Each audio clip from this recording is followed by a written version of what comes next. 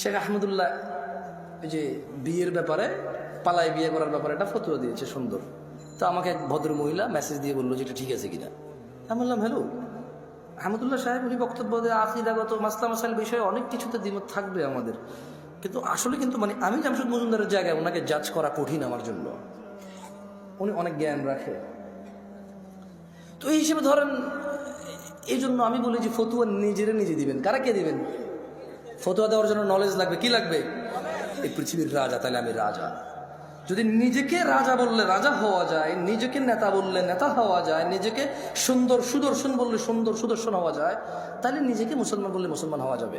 আর যদি না নেতা মানুষে বানাবে, আর যদি না সুদর্শন হওয়ার জন্য মানুষের কাছে গ্রহণযোগ্যতা থাকতে হবে, তাইলে মুসলমান নিজেকে নিজে বললে হবে না, আল্লাহর নবী সার্টিফিকেটে ম্যাচ করতে হবে। কার সার্টিফিকেটে?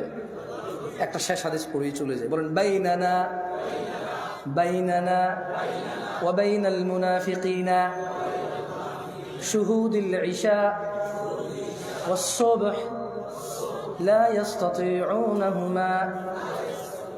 আল্লাহ নবী সাল্লাল্লাহু আলাইহি ওয়াসাল্লাম বলছে যে আমাদের মধ্যে মানে মুসলমানদের এবং মুনাফিক এদের মধ্যে পার্থক্য হচ্ছে এরা ঈশা আর ফজরের নামাজ উপস্থিত হতে পারে না, এদের